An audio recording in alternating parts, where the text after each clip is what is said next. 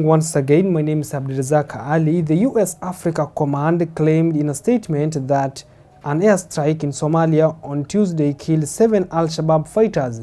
According to the AFRICOM, the Somali government asked for the strike, which took place about 320 kilometers northeast of the capital, Mogadishu.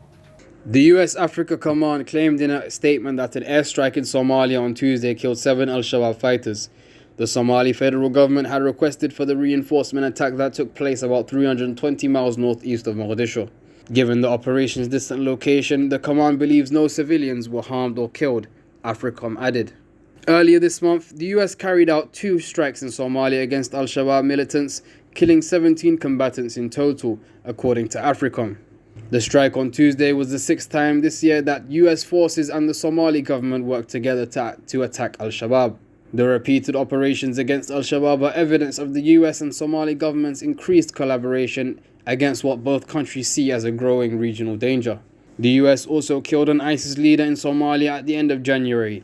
His name was Bilal al-Sudani and he was in charge of spreading ISIS beliefs across Africa. According to AFRICOM, Somalia sees the military operations as part of a larger counter-terrorism strategy that includes economic transformation, political reconciliation, and religious tolerance. The president of Somalia is in the UAE seeking support to strengthen the capacity of Somalia's forces to defeat Al-Shabaab militants in Somalia. Last year, the Somali government launched an offensive against militants in Somalia, and so far, it has succeeded in liberating large areas in Galmudug and Hirshabelle states. The government is struggling to rebuild its security institutions.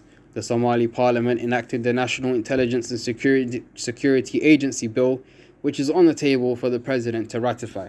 The State Minister for Transportation of Somalia, MP Mohammed Ali Umar Ananoug, has made a sudden exit from his post on Thursday, citing the ministry's gross incompetence and mismanagement as reasons for his resignation.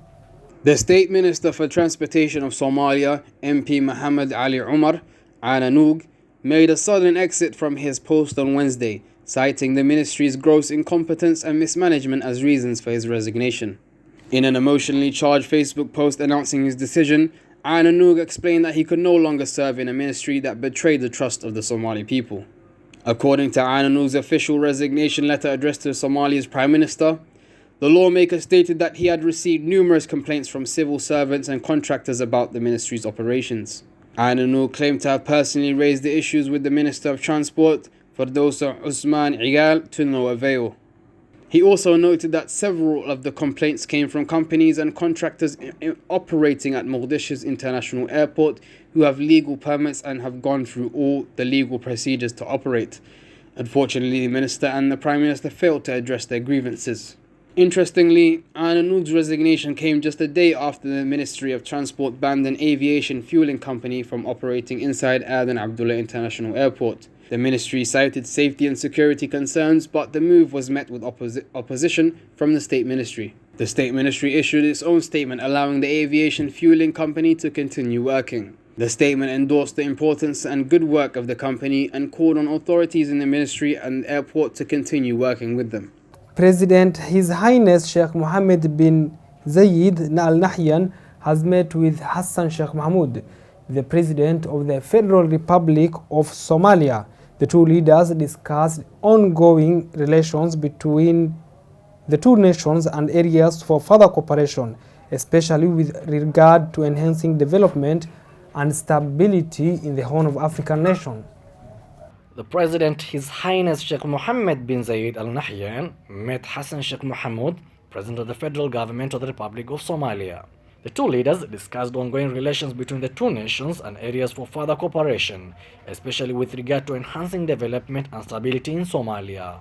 The meeting took place at the International Defense Exhibition and Conference, which is being held at the Abu Dhabi National Exhibition Center. Sheikh Mohammed welcomed the visit of the Somali president and reaffirmed the United Arab Emirates' keenness to support efforts aimed at ensuring peace and prosperity for Somalia and its people. Following the meeting, the United Arab Emirates president toured a number of pavilions of national and international companies participating at IDEX and was briefed on some of the latest innovations and technology in the defense industry. During the tour, President Sheikh Mohammed bin Zayed was accompanied by Sheikh Hamdan bin Mohammed bin Zayed Al Nahyan, Sheikh Mohammed bin Hamad bin Tahanoun Al Nahyan, Advisor for Special Affairs in the Presidential Court, and Staff Lieutenant General Engineer Issa Saif Mohammed Al Mazrui, Chief of Staff of the United Arab Emirates Armed Forces. The International Committee of the Red Cross had called on all those involved in the violence in Las Anod to guarantee safe and unimpeded access to people affected by armed clashes. The International Committee of Red Cross has called all those involved in the violence in Las Anod to guarantee safe and unimpeded access to the people affected by the armed clashes. In a statement, ICRC said more than 150 people dead and over 600 wounded in several weeks of continuous clashes between Somaliland forces and vigilantes. The ICRC, together with the Somali Red Crescent Society, has been providing support to local hospitals to evacuate and treat the wounded. However, more resources and supplies are needed on the ground to respond to the growing humanitarian needs. The organization pledged to scale up its response to the situation. Social media posts are circulating online inciting blockage of the life-saving aid. Thank you so much for watching Dalsan TV. My name is Abdulrazak Ali. Have